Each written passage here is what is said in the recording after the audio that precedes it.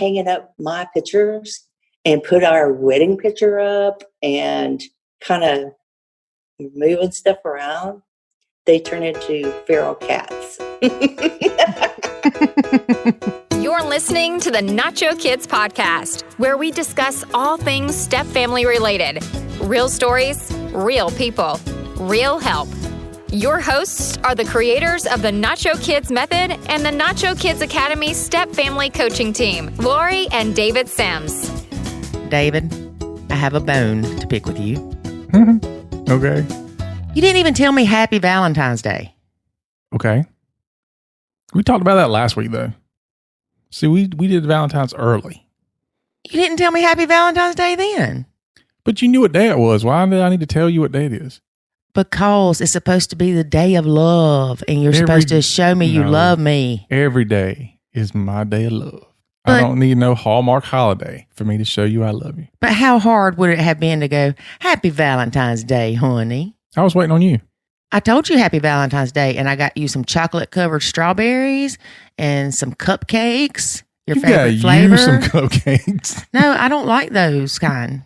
No, you got you some cupcakes, but you decided to get me a couple no, so that you could have the rest. No, that's not true. That's how that works. I got the strawberry cheesecake ones because you like cheesecake, and I got the lemon ones because you like the lemon, and I got 2 confetti ones to see if Jackson would eat them. Okay, thank you. But see, every year I get you something for, let's say, Valentine's Day, because it's usually several holidays, even though Valentine's Day is not really a holiday. So I get you something, right? And I come in and I'm like, here's your Valentine's card and your big teddy bear and your flowers and your candy and your massage certificate to get a free massage. And you go, I feel like a terrible wife. I didn't get you anything. I feel awful. So I was like, you know what? This year I'm going to make sure that you don't feel awful. So you just didn't even acknowledge I didn't the even day. acknowledge the day. And see, now you're still feeling awful, so I can't win. Well, first of all, you have never, ever, never, ever gotten me a teddy bear, candy, flowers, and a massage. Not all at the same time. Well, I can't get you a massage. You still got one left over from your birthday you hadn't used. I keep forgetting about it. Exactly. And I'm too busy to go. Which is why you won't get another one. You got me a 2-hour massage. Right. I mean... Everybody else is going, oh my God, 2-hour massage. I know, but y'all, I'm swamped. That's okay. You won't get another one. See, you hurt my feelings again. Well, why would I want to get you something that you don't want to use? Okay, so if I go use that massage by the end of the month, will you go get me another one for Valentine's Day? Valentine's gone. David. I'm getting you some Valentine's candy on Monday when it's half price, and flowers will be half price. And then we can celebrate half of Valentine's Day. Well, actually, flowers would be half price today? Because go today, we're recording the day after Valentine's Day.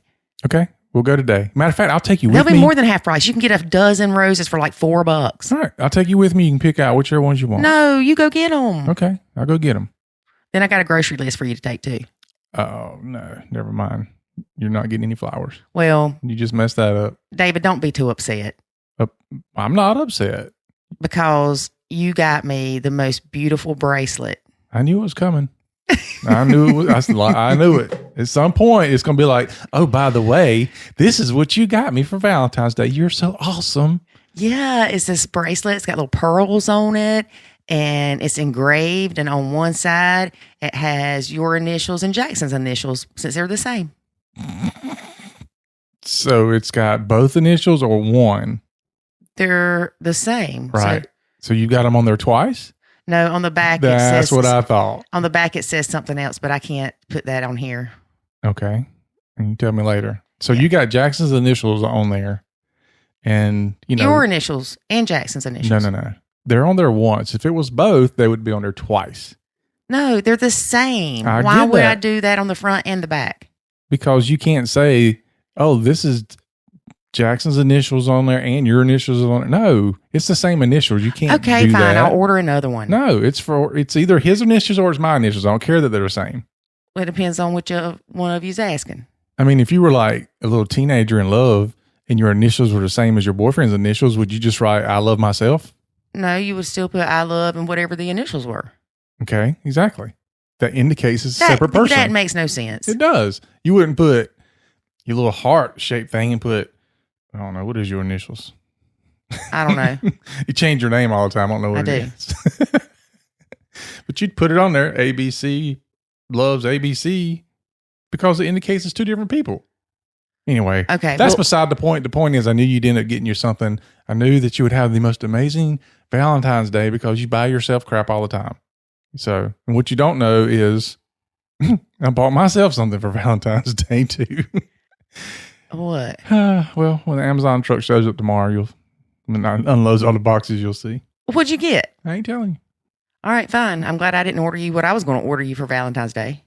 You wasn't going to order me anything. I was. I already picked it out. It was this tiger's eye bracelet, and I thought it would look cute on you. And then you could put initials on it.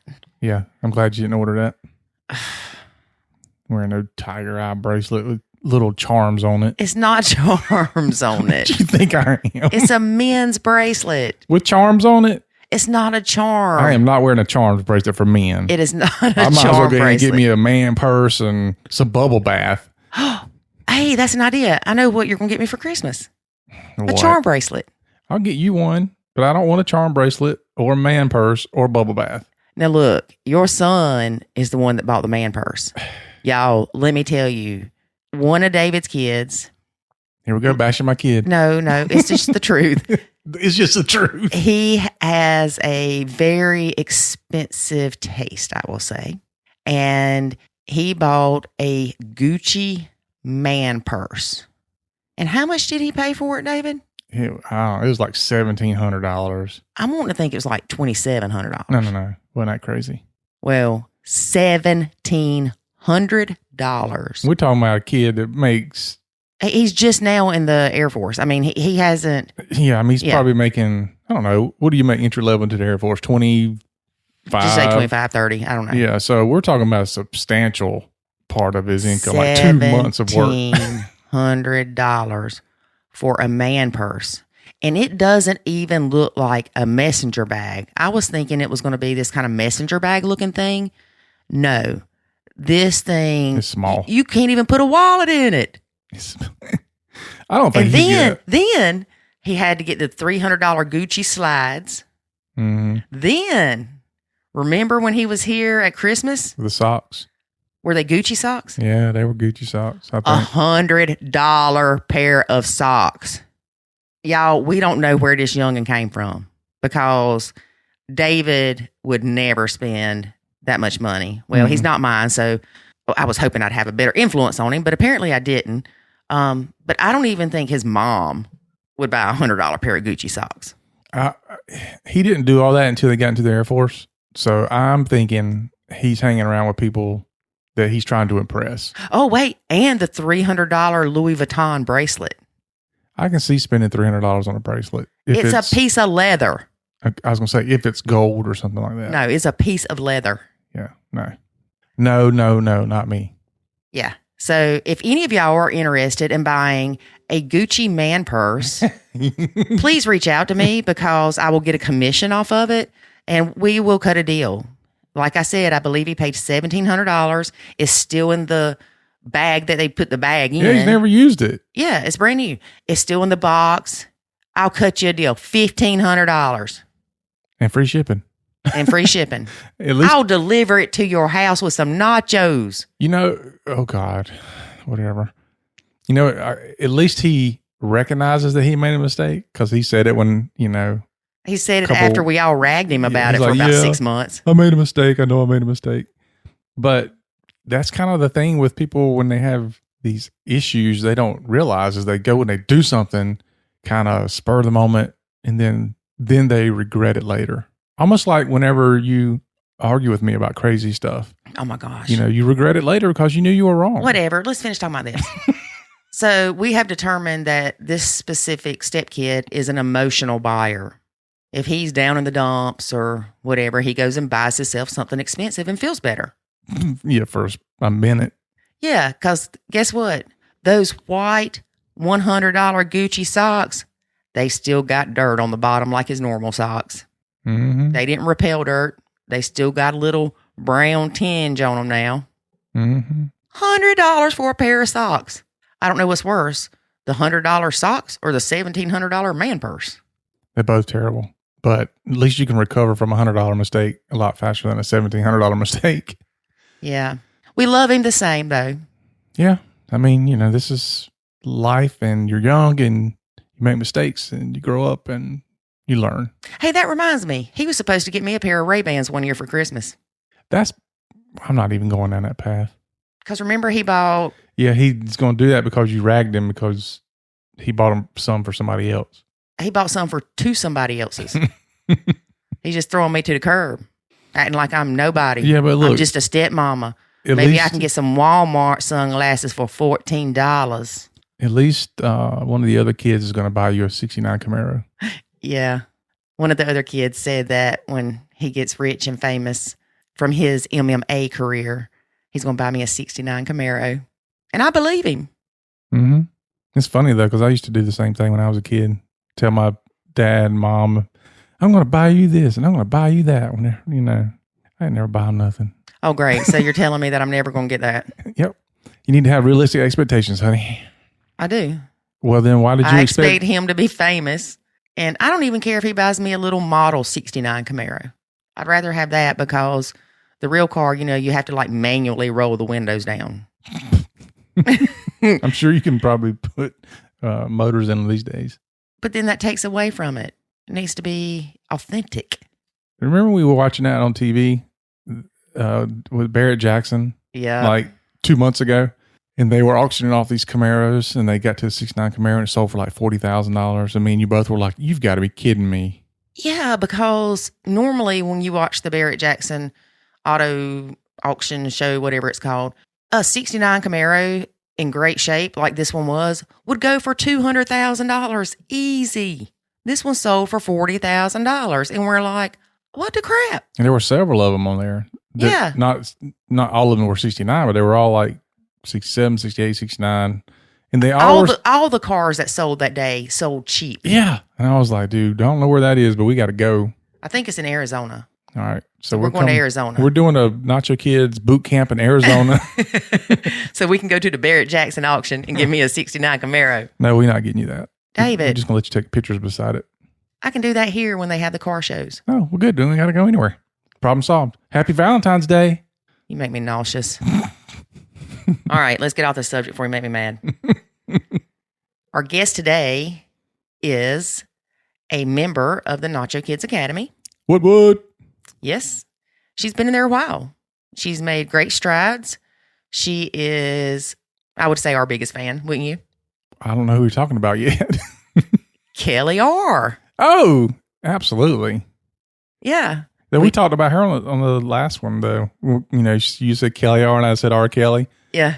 And Andy posted in the Facebook group that she spit her coffee all in the car when she was listening. I didn't even know who R. Kelly was, so. Anyway, okay, Kelly R. Kelly R. So Kelly was in a blend for 13 years. That blend ended. Her second husband died from cancer. And her third husband, his wife, also died from cancer. And they got together, so now she's in a blend again. Wow. Mm-hmm. She's got a lot of experience. And she was a stepkid herself. She did not like her stepdad. How about the stepmom? Now, wait a minute. I'm not through. One thing that Kelly started doing because she didn't like the stepdad was running. Kind of to get her out of the house, to, they say exercise helps with stress. And so she started running. Well, guess what? What? Stepdad started running with her.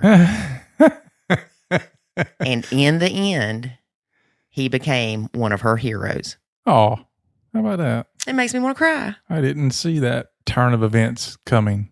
She didn't either. Wow. That's pretty awesome. This ought to be a good story. Mm-hmm. A good story. A good interview. a good interview. There's a difference. So Kelly Nachos, obviously, that's why she's in the academy. And again, she has made great strides. We really enjoy having her as a member, as we do all our members. She is very interactive with us. And remember, we got to see her in Texas. Mm-hmm. Yep. Mm-hmm. So I'm not going to take it too much but get to listening. All right, we'll do it after we hear a word about the Academy. There is a way to save your sanity and your relationship, and it's called the Nacho Kids Academy. In the Nacho Kids Academy, you will learn the skills and knowledge to properly nacho, techniques to handle step-family challenges, ways to improve your communication, and much, much more. Visit NachoKidsAcademy.com and sign up today to join other step-parents who are seeing the life-changing benefits of nachoing. Again, that's NachoKidsAcademy.com. Today we have stepmom Miss Kelly. How you doing, Kelly? I'm good. How are you? Good. So you've got a lot of history here. Yes. All step related. Just about. All right. So starting off, you were a stepkid yourself. Yes. My mom remarried when I was 14, moved us out to the country. The first year I pouted and barely talked to my stepdad. And then I started running just to get away from the house. And he started running with me and we became very close. And he was one of my heroes. Oh, that is awesome. Mm-hmm. He found out what interested me and he bought me a piano. Well, look at there.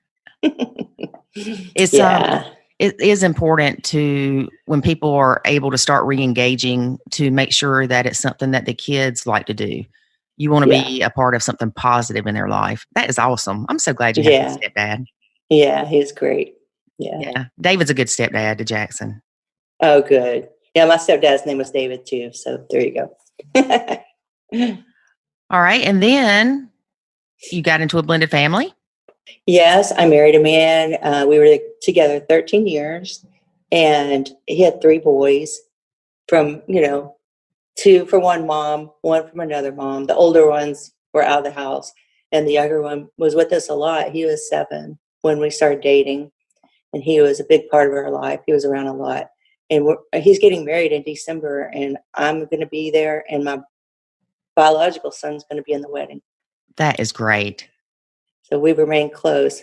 His dad died 6 years ago and all the boys are still really close with me and that's been great. So your first husband passed away? Yes. And so to me, that was like another version of what I had with my stepdad. Like, this is great. It can just be another parent and everybody gets along and live, stay in touch forever. It was great.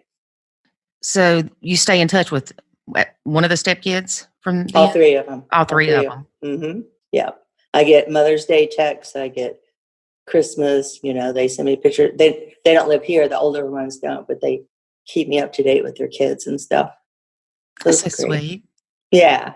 They're awesome. Okay. Did you have children with him?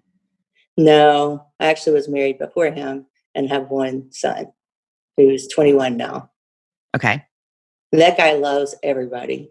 He's 6'7". He's like everybody's favorite, sweet guy. And he loves for people to come up and hug him. So he got along with the boys and he got along, he just loves everybody. So he's been my easy one. It's always good to have an easy one, isn't it? Yeah, it really is. So how was your ex-husband with your son? He loves him, but he doesn't see him much. He lives in another state and he is not able emotionally to be a good father figure. So he was happy that my son's stepdad was good for him. Right.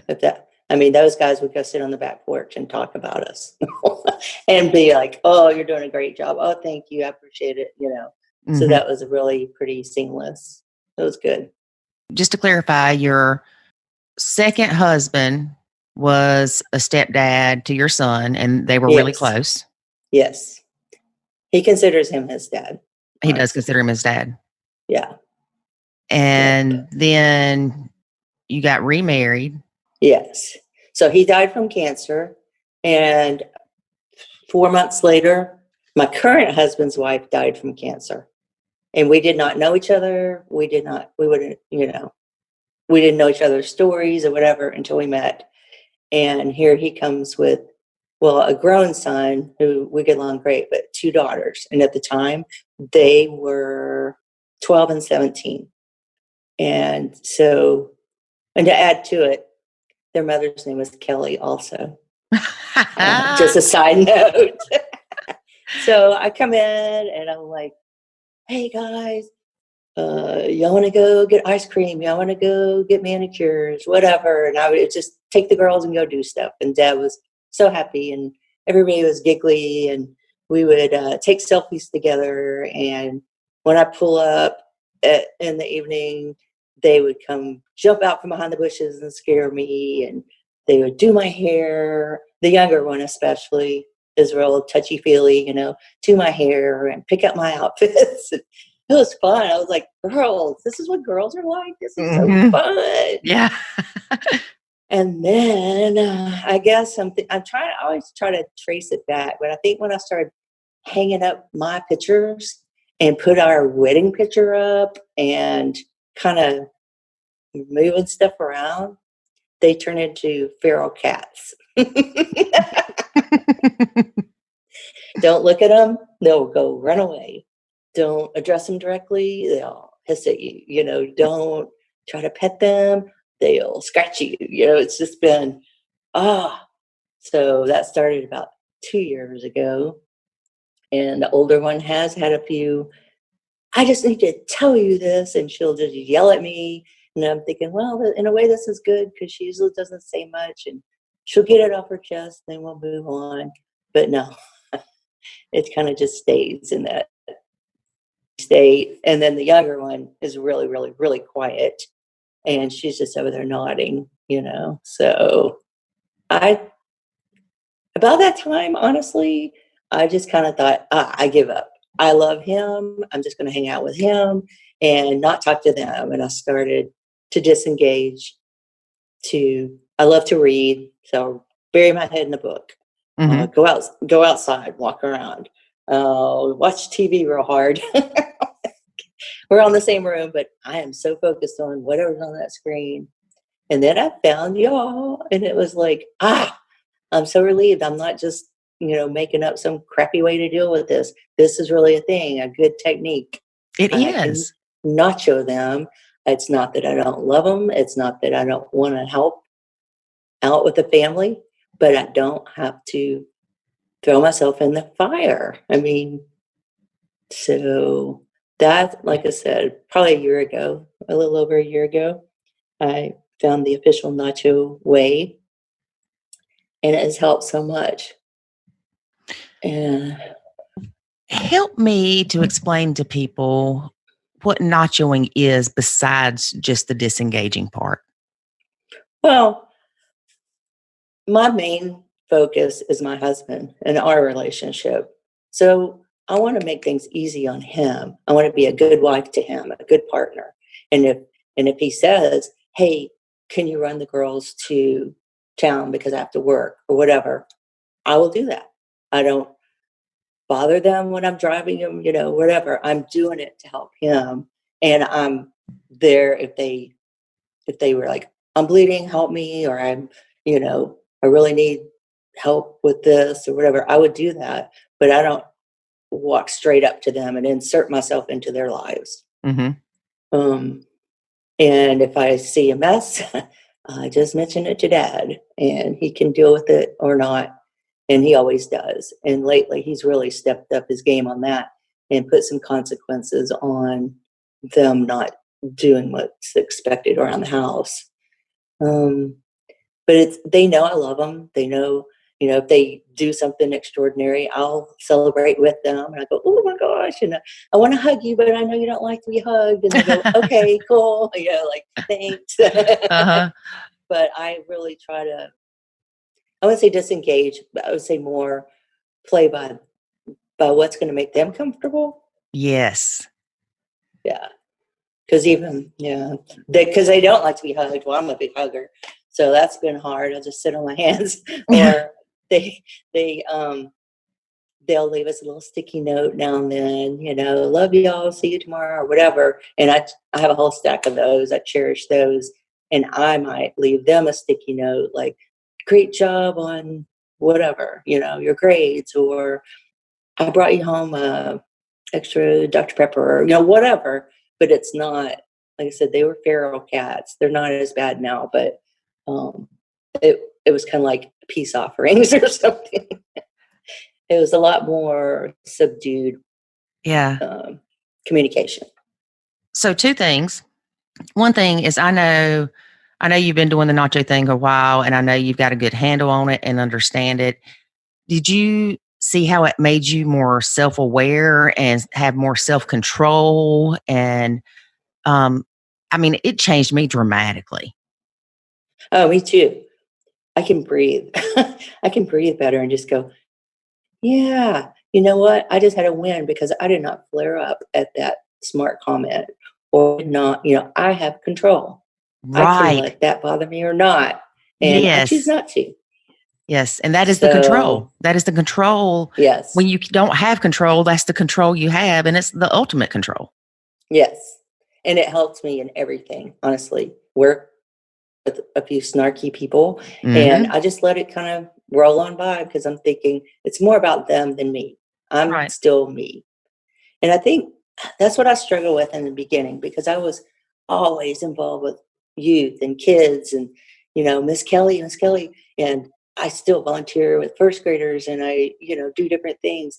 And here's these kids that don't really like me or don't get me. And I was like, I'm still just being me. Well, it was like a lightning bolt hit me. I go, they don't know me. They've never been around anyone like me. We live out in the country on 30 acres. They're not used to like walking through the mall and seeing 10 people they know. I do, I've been very involved in my community, and that's important to me. They are so shy, and they, we're very different. And I had to learn to respect that and to give them their space and kind of deal with them where they are. And honestly, it's turned around a lot. I don't know. So like I said, the youngest one is so quiet, and she's with us most of the time. She's 15 now. And at the dinner table, hey, how was, whatever, how's the pep rally at school? She just nod her head. Or every morning, bye, have a good day, love you. Just nod her head. Now at the table, she will start a conversation. She will look me in the eye and start a conversation. It's like a race in the morning to see who's going to say bye first. And little things like that just make me so happy, because we've come so far. And she went on vacation with her grandparents a few weeks ago. With a friend and her parents. And she brought souvenirs back, and she picked out a souvenir for me. She went to the Grand Canyon, and I was always like, you're so lucky. I've always wanted to go there. So she found me a key ring that has a picture of the Grand Canyon on it. And that was like gold, Yeah. She picked out a gift for me and brought it, had it in the bag, wrote to Kelly, it was, I cherish that. Yes. The fact that a stepkid brings you a souvenir from a vacation they went on, and, if it's with somebody that, like the ex-parent, they bring you a gift, it's like you did win the lottery. It doesn't matter if the one die. And, I know. Yeah. So I think because I was grieving and he was grieving. It's been 3 years, but still, it's fresh. It's all new. I come into the house, and there were times when she didn't live in this house. They built it since she died, but it's still on the property where she lived. And they say, Mama did this, or he'd say, Kelly did that, blah, blah. And I just had to sit down with them and say, guys, I'm not trying to be selfish, but I'm trying to carve out my place at the table, my place with this family. And it's like I'm living with a ghost. I said, I bet your mom was great. I bet I would have loved her. And I know y'all loved her. And I want y'all to be able to talk about her freely. But every now and then, if I'm excited about something, or we're doing something together and we're building new memories, can we move forward with those memories and not always be looking back? And I told them it's honoring the past while we're building our future. And at the time, they were scowling at me, and Jim was crying, and it was very emotional. But it sunk in because I started to see improvement. And then I started talking more freely about my late husband. He had this thing where he always ate dessert first. So sounds like an awesome person. Oh, he was great. I go, hey, y'all, it's Ronnie's birthday. You know what that means? And they go, dessert first. Yay. Or, so we build in some fun, newer traditions that we do together that are built on our past. And I think that is so important. I never don't mention your mom or whatever, but it's so hard for a while. It was almost like they were introducing me to her, like, oh, she used to do this and we used to do that and we all did this and we all love that. And I'm going, okay, great. And after like, okay, got the picture, and I don't know if I did it. I do counseling. So I told my counselor I was going to do that. And she said, do it. If they don't know how you feel, they don't know how you feel and what you want. And I think that helped a lot. Yeah, it sounds like it did. Mm-hmm. I can't imagine, though, being in that situation, though, because like you said, it's like you were living with a ghost. Yes. And I have a friend of mine that her husband passed away at a really young age. And I wonder, I feel like she struggles with expressing that she misses her ex and still loves him without hurting the other guy's feelings. Yes. Yeah. It's touchy. Tricky. Yeah. It's got to be hard. And then with the kids, you get normal rebellion. And then here you are coming into the house, putting up y'all's wedding pictures, and it just kind of solidifies again that their mom's not coming back. Right. Or that I'm not leaving. And I think that was, mom's gone for real and you're not leaving. And that's when the feral cats came out. Yeah. But, even feral cats, if you feed them and you're nice to them, eventually you can pet them a little bit. And that's where we are now. And the older one works all the time. So she's gone a lot. And when she is there, we talk more on an equal level. I mean, she's 20. We talk about work. We talk about what she'd like to do with her life after this, and she comes to me for advice about her resume and how to search for a job and things like that.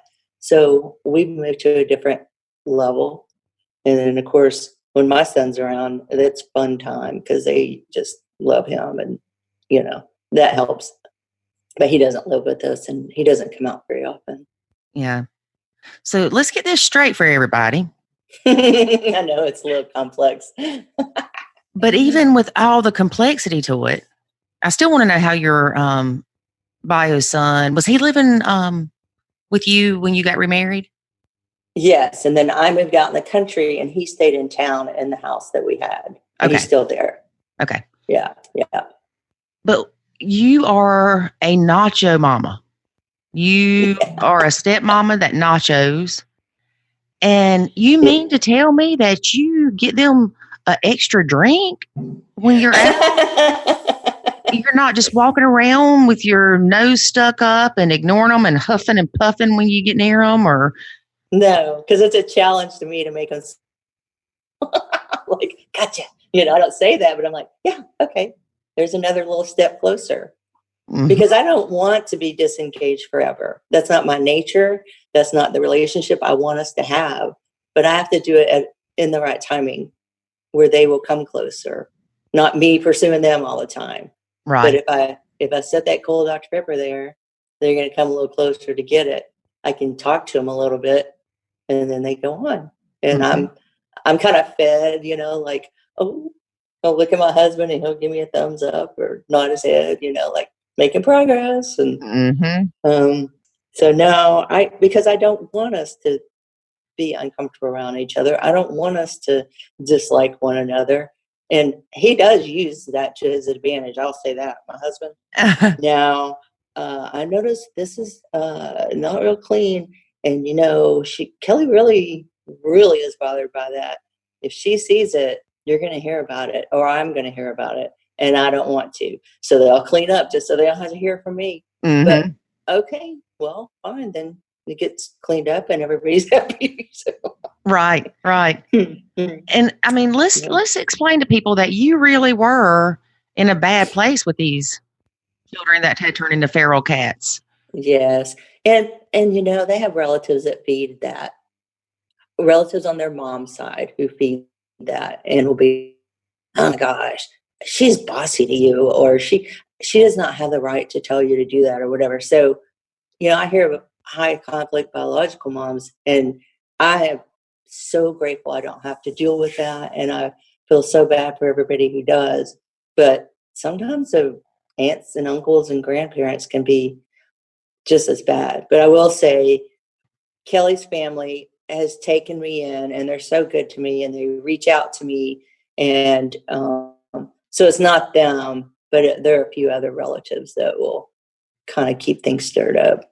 Yeah, there's people like that. They, it's their comfort zone. They know how to act when things are stirred up. They don't know how to act when things are calm. Yes. And they miss her. I know that. I understand that. I'm not her. I'm not trying to be her. But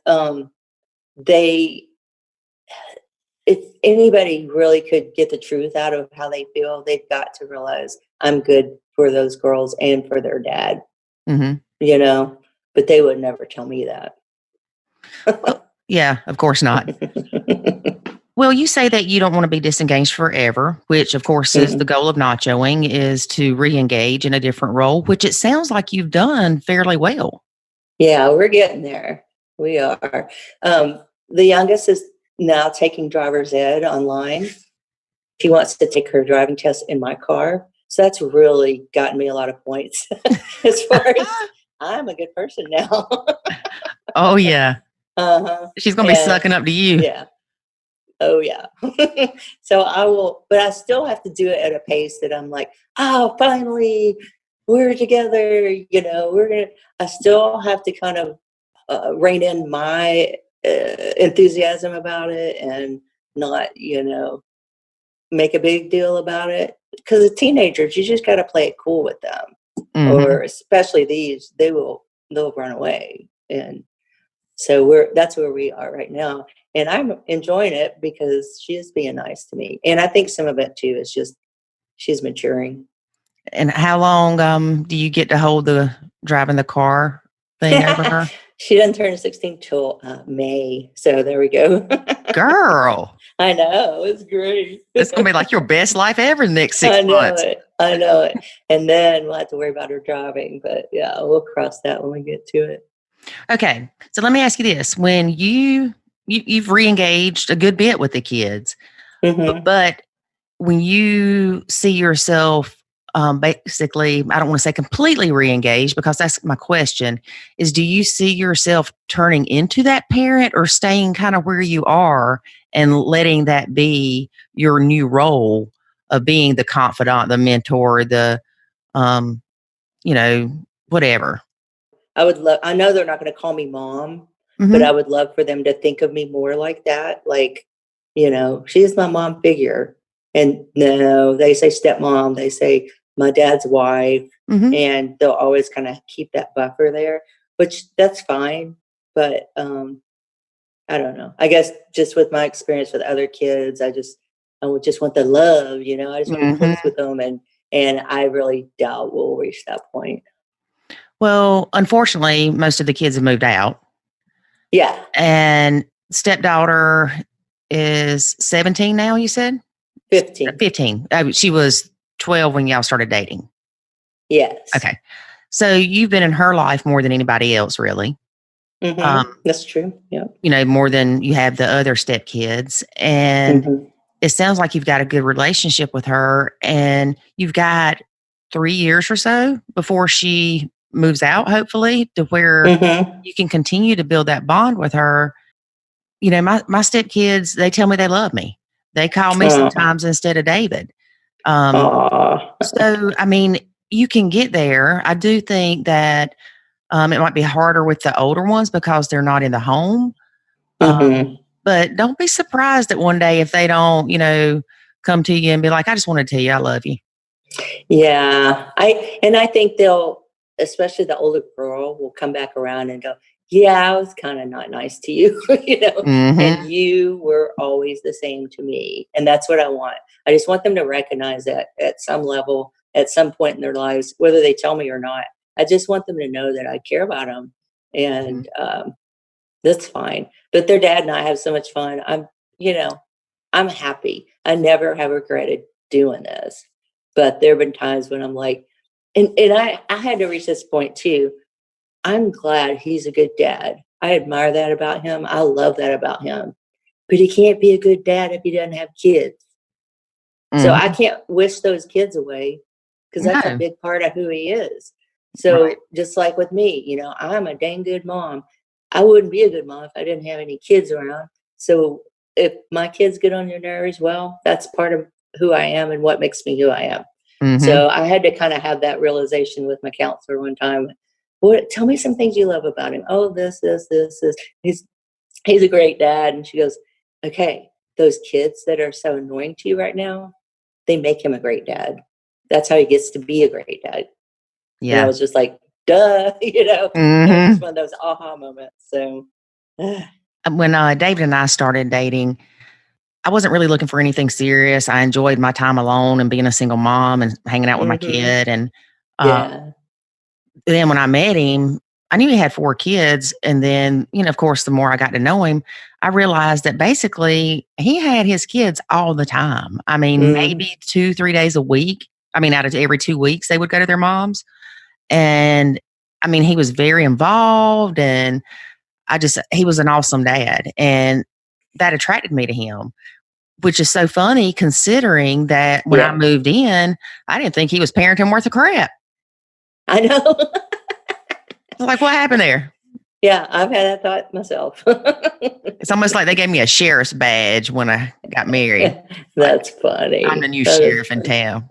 Yeah, that's funny. Well, and even though his kids don't have their mom here, they go to their grandparents a lot, and that helps everybody because they get loved on over there and get told they're the greatest thing ever. They help their grandparents, and we get a little break. We go fishing every weekend. The kids are not with us. That's our time, so you just have to find your own little time. I think that's what's really helped us. But then when you come back together, everybody's more happy to be together because it's kind of catch up on what you did when you were apart. We get to, ask them, where else y'all go out to eat and stuff like that. So I don't know.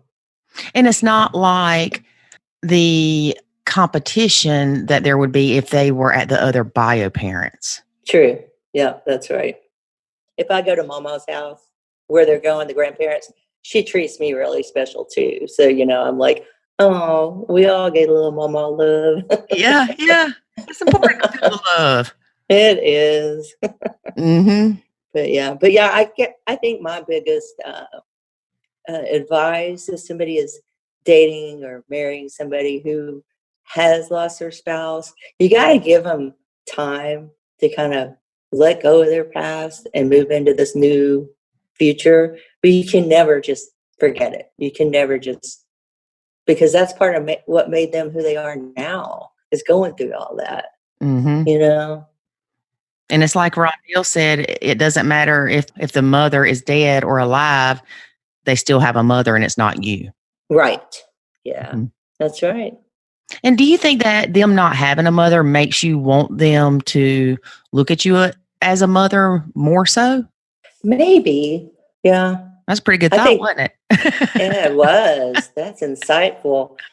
I think it's more about my past experiences and how well every relationship has gone with kids before, that I just want that with them too.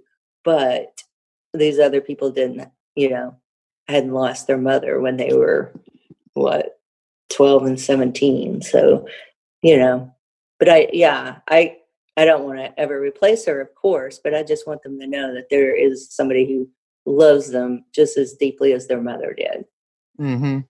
And I hear people say, well, I don't love my stepkid, or I don't even like them. But believe me, there's times I don't really like them, but I do love them. And I would, just like my own kid, I would jump in front of a train for them or whatever, because I want them to have the best lives they can.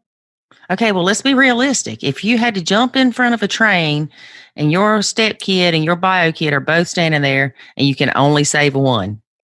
Oh, it'd be my bio kid. What are you talking about? There you go, girl. But remember, I said he's our big sweetie too. So, that's part of it. Yeah.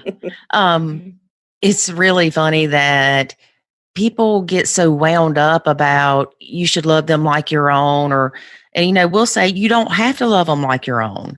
And at one point, I mean, I know hate is a bad word. I've said it before, but they hated me, and it's easier to say it this way. They hated me, and I felt the same about them. Yes, I know. Oh, and I know. And then we got to the point that, I mean, really, I can call one of them right now and we'll talk for an hour, and he's like a little motivational speaker. And I'll be like, I'm so proud of you and I love you. And if something happens, they're like, hey, I need to tell Lori something. And they used to walk in the house, before I nachoed and just throwing stuff and grumpy. And you could feel it coming in the house. Mm-hmm. To, 2 or 3 years later, after I'd nachoed and re-engaged, they come in the house and they're like, Lori, come here. I got to show you something. Oh, I love that. Yeah. So, I mean, it does happen. And I understand that not everybody can get there to where you honestly can say that you love your stepkids, but it doesn't mean that you can be mean to them at all. Right. You're right. I mean, they're kids. Mm-hmm. But that was easier to say now on the other end of it than when I thought all 4 of them youngins were going to tie me to a stake and burn me. Well, mine come in sometimes and I'll turn around and I swear I could see devil horns sticking up. But, but they're just people too. Not everybody's perfect. So. Right. And they're struggling. We tend to forget that because we're so miserable. We can't see past our own misery to see we could be the cause of some of our own misery and even their misery. Yeah. Yeah. I know I was contributing a lot. I can be a big presence when I want to be. Yeah, I think we all can. One of our biggest issues, though, like I said, is cleanliness of their rooms and bathroom. It's like y'all are only in charge of these things. And then one has to fold towels and one has to unload the dishwasher. I mean, honestly, that's it. So, and it was just my son and I for a few years. We were married. So he had to do it. And he's younger, anyway. So I just don't get that. And like I said, he's been stepping it up lately. And he did kind of restrict the younger this week from doing some activities because she didn't follow through on some things she was supposed to do. And I just walked out over to him and just gave him a high five and walked away. Mm-hmm. He knew what I was saying. It was like, there you go. Because he does tiptoe around him a little bit and has for a long time. And you can understand to a point, but I've told him, you're not doing them any favors by doing everything for them or by letting them slide. Right. They will learn more and they will be better people if you make them stick to their word or you make them, toe the line on whatever. And, you don't want to hear that. But now. Yeah, and it's easy to kick into. They don't have a mother and a stepmother. And, I mean, I just can't imagine. That's like guilty parent syndrome times a million. Yeah, exactly. But now he's, they're older. And I think he had to decide what they needed and that they needed to do these things. And now he's getting a little bit more assertive about it. And I love it because it's not me.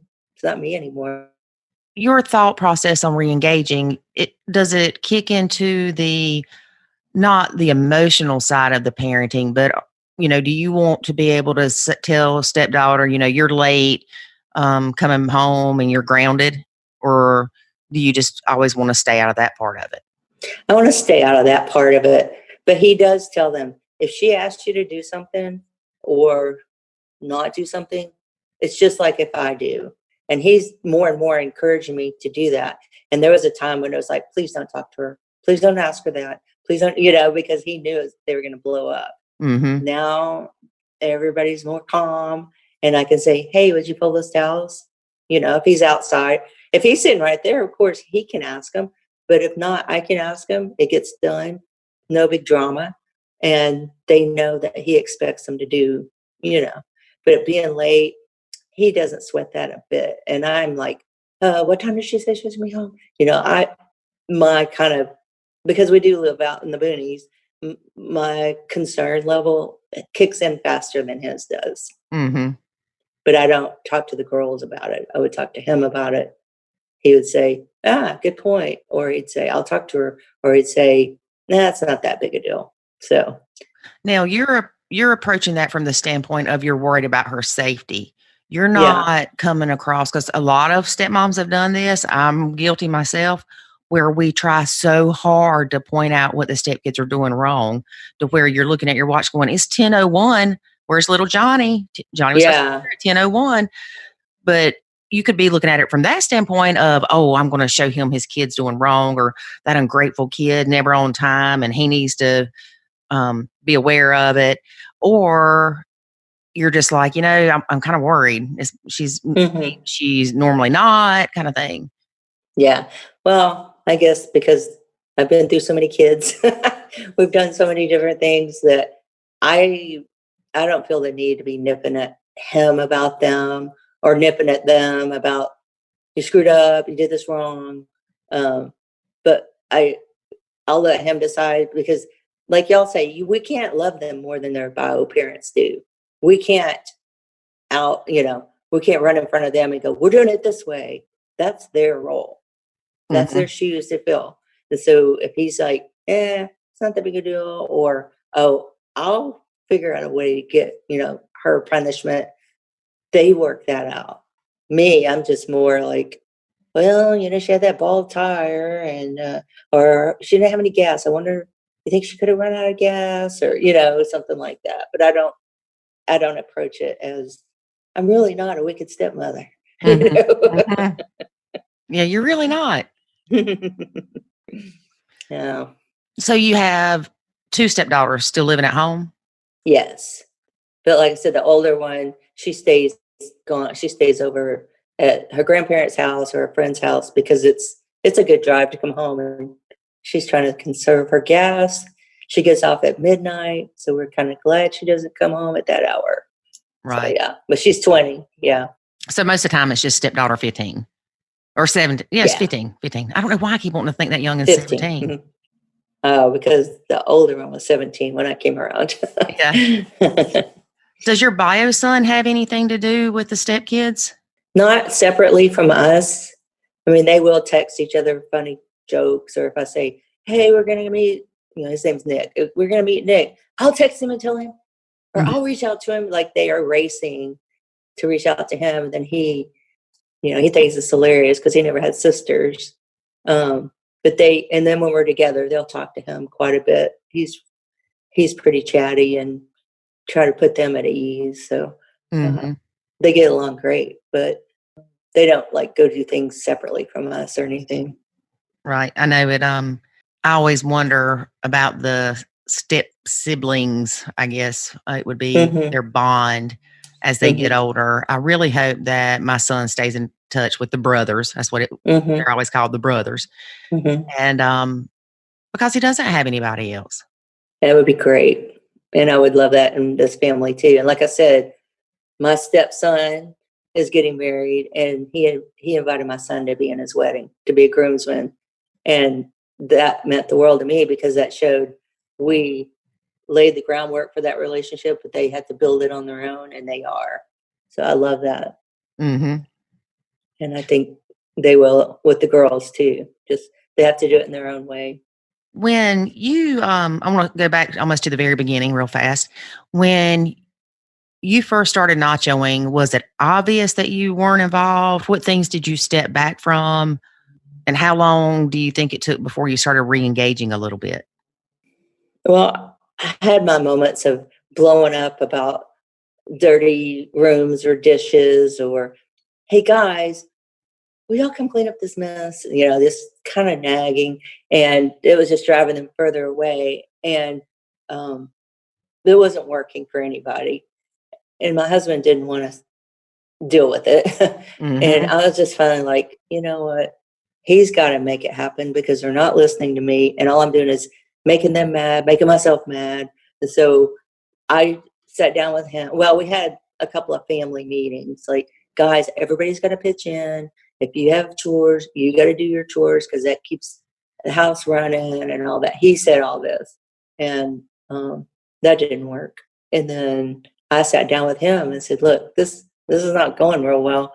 They think I'm terrible. You're caught in the middle. It's terrible. I said, I need to step back and I need you to step up a little bit. And I said, because these things need to be done and they're not do it on their own. And they'd been allowed to just, I don't know, not run wild, but not be responsible for quite a while. And he's like, yeah, I know. So I said, so I'm not doing it. I'm not going to tell him. And I said, you just do it. And he goes, okay, well, and he keeps saying, if you ask him to do something, it's the same as me asking him. I go, well, you say that, but it's not true. And then, so I just, like I said, would pick up a book or watch TV real hard or go outside and just be like, I got to get away from this because I'm getting madder and madder or frustrated. And usually he would take care of it. And then it just got better and better because when I did talk to him, it wasn't about that. It was just about everyday stuff, like, hey, I saw your picture. That was a cute dress, or, oh, I like your hair like that, or, not fake, but just intentionally kind. And then, like I said, sometimes I'll slip on my Dr. Pepper or, something like, hey, I brought you this bracelet. I thought you'd like it. I got me this one. I thought you'd like this one. And just kind of built comfort with each other and rapport and trust that I wasn't going to turn around and then bite their head off. Mm-hmm. And then over time, they came closer. They started initiating conversations with me. And that's where we are now. So, or they'll talk to both of us. And before, they'd go over and whisper in Dad's ear. I'm just thinking, that's rude. There's somebody else in the room. You don't do that. Unless it's, embarrassing or something. But yeah. So. And they don't do that anymore. No, they don't. We've all grown up. Yes. That's awesome. Yeah, thanks. And just, like I said, just remember you've got a couple more years with the youngest stepdaughter, and hopefully we'll be a little more engaged. And I think it's awesome because you're like the best Nacho mom. You step back from the stressful stuff, and now you're sliding on Dr. Peppers. I mean, if it's bribes, I don't care what it is, just everybody's happy. I mean, come on. That's right. Yeah, thanks. I appreciate that. I mean, I used to buy their favorite cereal, Uh-huh. If one of them made me mad, no, I wouldn't buy his. That's right. Or you withhold it. Yeah. It works. It works. And when y'all are doing the podcast or through the academy, and I go, oh, hallelujah, there, speaking my language, or oh, I didn't think of that. I'll try that. And when I found y'all, it was just like I found kindred spirits because I wasn't crazy. I wasn't, like I want to do it this way, but I don't know how. That's not what I'm used to. I'm not used to stepping back, and then the way y'all explained it made so much sense, and it does work. Yeah, because we're not used to stepping back, but we're also not used to being told to be the friend with the kid and not the parent. Mm-hmm. Or the fun aunt. I like that one too. Yeah, the fun aunt. Yeah. Yeah, but we've got to come up with something better for these words because if they were my aunt, if I was the aunt, that means I was really their Yeah, no, that'd be wrong. Yeah, no. You might not want to say the fun aunt, but we're going to come up with the whole terminology for this blended stuff. We do not promote incest. Okay, people? Yes. That's not what we're saying. Don't be the fun aunt in that way. Be the fun aunt as in, No, not really the aunt, but friend. Yeah. I don't know. We'll think of something. Yeah, be like the greeter at Walmart or something. Yeah, there you go. Be like a Walmart greeter. There you go. Well, I'm so glad y'all have the whole Nacho community, and I appreciate all y'all are doing. These podcasts are great. I love listening to other perspectives, and like I said, sometimes I'm like, "Whoo, I'm glad I don't have a biological mom in the corner," but I've been through that. And it is survivable, and everybody can come out getting along. But this is just a different road that I'm on, and it's heartbreaking at times. Sometimes I look at the girls, I'm just like, dang. And I tell them, your mom would be so proud of you. I don't know her, but I know she would. And I know I don't say that unless I mean it, and they know I mean it. And that's their heart, I'm just holding it and offering it out there, and that helps. I appreciate all of your support because you've been very supportive to us in the Academy and the podcast and everything throughout our trying to help other people too. Yeah. Well, it's easy. Y'all are easy to support and to like and to laugh with and at. Hey, y'all can laugh at us anytime you want. We laugh at ourselves. That's where Nacho Kids came from. We was laughing at ourselves. I know, it's great. Like, I am Nacho Mama. Now I'll tell you, I was at a conference Monday and Tuesday, and it was all these communicators from around campus where I work, and they had this one session about storytelling. So they talked about it, and then they had a smaller one that said, you can come in this one and you can practice storytelling. And I kind of practiced what we were going to talk about today in that session. And the people kept moving closer and closer to hear what I was talking about. So you may have some new members out of that. Because they were intrigued by this whole method, this whole way of looking at things. Like, oh, yeah, oh, okay, that makes sense. So, and you just said it. It's more of a way of looking at things. It's not just disengaging. It's more of a way of looking at things differently and from a different perspective, a healthier perspective, a more positive perspective. I mean, I'm so glad that it helped you. It just makes me happy when other people are like, man, this helped me so much. And the academy has helped me get to know myself so much better. Like I said, it helps me in work. It helps me. I mean, every relationship. So y'all are really doing some good. Well, thank you very much. You're welcome. Let me ask you one quick question, then I'm going to let you go. Okay. When you're driving down the road and somebody's riding your butt, does that stress you out still, or have you learned to nacho that and just pull over and let them go? Yeah, I've come a long way with that. Sometimes if they're going around me, I might look at them like, what the heck? But I don't use language or gestures when they go by.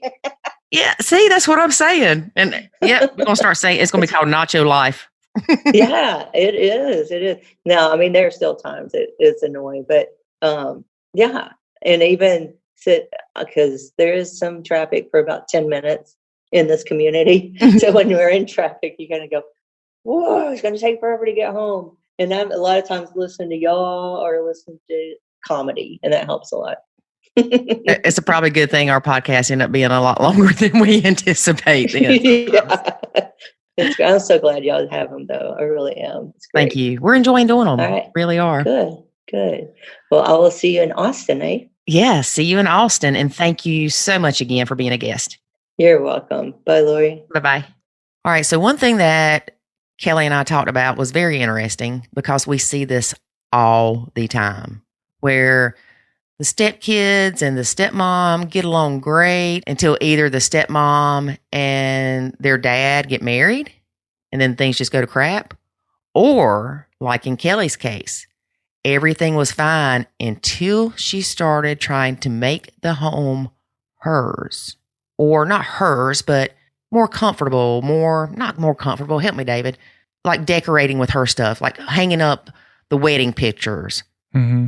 Like her hanging up that wedding picture just changed the whole dynamics. Yeah, because that's when you realize they're not just here visiting. And that's what she said. Yeah. Yep. And remember with us, I think pretty much when I came in, we didn't do a whole lot. We painted pretty quick and took down that ugly lighthouse border stuff. I was ready for you to decorate. I was like, please change this mess. Yeah, it was horrible. But as far as me doing like major stuff, I didn't start doing that till probably 4 years in. Yeah, you had to make sure that you were going to stay first. Yeah, that was part of it. And then it upset definitely one of the kids because he made the comment about it. Yeah, but it wasn't. I don't think for him it wasn't like you're changing what my mom did. It was just more like you're just changing the house. Right. Honestly, I think they were like when me and their mom split, they just thought this was a bachelor pad. They were like, We go to Dad's house and we can do all kind of stuff. It's so fun. Yeah, we can jump on the couch and Yeah. Crazy. That's why I always say I moved into a zoo, and I wasn't lying. Yeah, it was. I mean, everybody eat popcorn in the living room. We watch a movie night, blah, blah. Then Lord comes along and be like, you are not eating popcorn in the living room. And they're like, oh my gosh. Yeah, I know. One thing I also talk about with Kelly is what is nachoing besides just disengaging. And I know we talk about this a lot, but we want you to understand that nachoing is not just disengaging. Nope. And Kelly's response was to be a wife, do things to help your significant other, change your perspective, do it for him, not his kids, not inserting yourself into their lives unwantedly. Is unwantedly a word? It is today. It is today. You can tell your significant other when something's bothering you and they can deal with it. However, we've said before, you have to be careful to where it's not just you constantly nagging him about his kid's mess. Mm-hmm. And you can't say to your significant other, little Susie left her crap on the floor again. It has to be, hey, honey, when you get a chance, can you grab that stuff that's on the floor? Look at there. Look at the difference. Yeah. Night and day. Night and day. And you have to let the stepkids take the lead with the relationship. Yep. For instance, when I started re-engaging, if the kids came in and I was like, hey, how was your day? Well, if they didn't respond, then guess what? Not time to re-engage. Mm-mm. So I would step back. The next thing you know, they come in. Hey, Lori. Da, da, da, da. Yep. And then you're ignoring them. No, I did not ignore them. The kids are like, oh, time to step back. Okay, let's go ahead and address this because we see it a lot. Nachoing is not being petty and acting like you're 12 years old. Yeah. If the stepkid comes in and says, hey, Lori, and you ignore them because you're just being mean or you just don't like them, whatever, come on now. You ignored me yesterday. I ignore you today. Yeah, let's not play this. Respond to them. You don't have to go, hey, sweet angel, how was your day? May I fix you a snack? No, just go, hey, what's up? I mean, it's simple. If you are being petty, don't you dare call it nachoing. That's what I said. You drop the hammer down. I said it with that tone, too. I see that. I see it all the time. People saying, well, I'm nachoing. Da, da, da, da. No, you're not. You just being a grumpy, blankety blank. I was wondering how you was going to say all that. I did good, didn't I? Blankety blank. Don't be the grumpy, blankety blank. Be kind. Be decent. Yeah. Not the kind of, never mind. Yeah. And nachoing is definitely becoming more self-aware and having more self-control. Absolutely. And I love this. Nachoing helps you breathe. Smell the cheese. Smell the cheese. That could be bad, though. Yeah. Mm-hmm. If Jackson was in here, you smell the cheese. David. But one thing we want you to remember, too, is it's important to understand the stepkids have to get to know you. We've said it before. You didn't date them. They didn't date you. You may have saw them once or twice every other weekend or something like that. So they don't know you at all. Nope. They have to get to know you, and they have to know that you're not coming in trying to be a drill sergeant, that you're trying to help them because you love them. And that takes time. It does. Because when you first come in, you may think you love them, and that's why you're being a drill sergeant. That's not it. You're being a drill sergeant because you want to have control. You said all kind of good points. I am. I'm on a roll today. And remember, when you're dating this guy and you're like, man, he's an awesome dad. Well, you're saying he's an awesome dad because he spends time with his kids. He does things with his kids, things of that nature. You're not saying he's an awesome dad because he parents his kids. Mm-hmm. Think about it. Never once did you go, man, when he fussed at little Susie for doing whatever, it just made my heart flutter. No. Yeah. Until you get married to him or move in with him, then you're like, oh my gosh. What do you mean? Because, all the fun times they had and all that, you move in now, it's like, you don't spend any time with me. You're always with your kids. Okay. I'm going to go ahead and address this too. If you are a stepmom and you are getting jealous because your significant other is spending time with their kid, or they want to spend time with their kid, go find a hobby. Don't take it personally. You're not second. You're not third. It is their responsibility to spend time with their kid, to enjoy the time they have with their kid before they turn into adults. And if you feel like you're being pushed to the side, you ready? You are allowing yourself to feel that way. Ooh, Lord. On a roll today. There's some tough love in this one. That's right.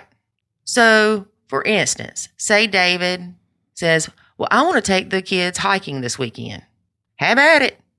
But what's Lori going to do? Is she going to sit home and pout because David's not there to coddle her or pay attention to her? Shoot, no. Lori piling up on the couch with some bonbons and watching Law and Order all weekend. Law and Order. I will say, though, that is one thing about you that I always extremely appreciated, was that if I wanted to take my kids somewhere, I didn't have to deal with backlash or pouting or anything. You were like, okay, cool.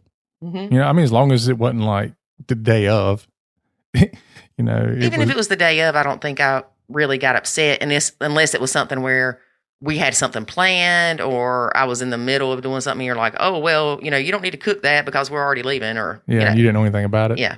Yeah, which I don't know that I ever did that, because you and I both kind of have that hatred for last minute plans. Yeah, I'm a planner. So, you know, we both feel that same way. So I don't think we've ever done that. But yeah, if I wanted to take my kids somewhere for a weekend or just for the day or whatever, I mean, you were always okay with it. And it was helpful a lot. Well, and there were times that you may have wanted me to go and I just didn't want to go. And that was okay too. Mm-hmm. Because, all right, here we go. Here's another one, y'all. If you don't want to go to something and you go anyway, you're going to make everybody else miserable. Stay your grumpy, bumpity bump blankety blank at home. Don't go make everybody else miserable. Y'all, it's going to be a rough day. She's dropping the hammer on y'all. Just imagine what it's going to be like for me for the rest of the day. And it's just the morning time, folks. I know. But Ooh, seriously, Lord. If you don't want to go to something, there were times that David may have wanted me to go to like one of the kids' games. Well, the way that the school did volleyball games at that time was such and such played and such and such played. So it might have been like 3 hours of sitting there. Yeah, they had all the junior varsity plays, and then the girls. Yeah, the girls play, and then the boys play, and then the varsity plays. Yeah, so you had to go through a lot of games before it got to. Right. And if I didn't want to go, even if David wanted me to go, he never made me feel like crap about it. He would be like, well, I get it. Yeah. And I never made him feel guilty for going and staying for 3 hours either. I didn't say, well, you know that the boys are playing last, so why don't you wait and go at 6:48? No. No, because I wanted to see my kids, even if they were just practicing or sitting over there talking to their friends, I wanted to see them. Yep. So, be a good person. Get a hobby. Get a hobby. Get a dog. Does that sound horrible? Get a hobby. Get a dog. It'll love you. Hey, you know, we do love our dog. Yeah, we do. Our dogter. All right. Are you done? Well, I think I need to be done, whether I'm done or not. I know. I'm scared. I'm like, we need to cut this off. You about ready to get on a roll. Yeah, but now I want to go back to the beginning that we did and say, y'all need to listen to the ending. Yeah. Well, I think most people do. Well, but they might not have to anymore after this one. They might not. I'm not getting fussed at anymore. Yeah. They went from telling good testimonials to Lori getting on a rant. Yeah. Now, I will say, though, that when we're helping people in the academy, we're not abrasive, but we're not going to tell you what you want to hear either. I had a lady message me yesterday. She's not in the academy. She's a stepmom friend that, again, in that group of people that I've known since when I started nachoing. Mm-hmm. And she messaged me or whatever, and I read it, and I sent a audio recording back instead of typing it because I was driving. And I said, I know you're not going to want to hear this, but this is what you have to do. Mm-hmm. Or you are going to keep fighting this battle forever until you get divorced. Yep. So No, we're not going to tell you what you want to hear. That's like one of the members of the Academy sent a private message to me in the community. Well, it was actually to me and you. And they were like, this is a response that I gave to my significant other. What do you think about it? Mm-hmm. And so I read it and I was like, well, kind of dropped the ball right here. And, so I gave her my feedback on it. And she's like, I knew you was going to catch that. Yeah, I know. I thought that was funny when I read that part. Now, see, here's the thing, though. David and I both, we're going to tell you what is best, whether you like to hear it or not. And we're going to tell you the truth. David is a little more abrasive than I am, I think, because I don't want to hurt somebody's feelings, and David doesn't really care. Well, it's not that I want to hurt somebody's feelings, but sometimes people try not to hurt somebody's feelings, and they walk all around saying what they really need to say. And so the person doesn't hear what they need to hear. Right. And so they're like, well, they don't get the same thing. They're like, well, because then when you get mad at them, you're like, do this. And they're like, well, why didn't you tell me that the first time? You're like, I tried to. I just try not to hurt your feelings. Yeah. Whereas I'm like, dude, this, bam, bam, bam. And if their eyes get real big, I'm like, yeah, it might hurt a little bit, but it's hurting a whole lot worse than what you'll have to go through if you don't understand what I'm telling you. Yeah. I've got a friend, and I think it is so funny because she'll say, I'm not trying to be ugly, but. Yeah. Well, my philosophy's on the butts. Yep. Okay. Well, anyway. Hey, we talk about the butts in the Academy too. Yeah. We got a lot of butts in the Academy. No, that's not what I said. No, we get rid of the butts. Yes. But not the Brazilian kind. David. All right. That's our show for today, folks. Make sure you check back next week as we have a fresh new episode. And hopefully Lori will be on her medication. Ciao. Talk to you later. Thanks for listening to this episode of the Nacho Kids Podcast. Find us online at nachokids.com. Until next time, remember, life is good when you nacho.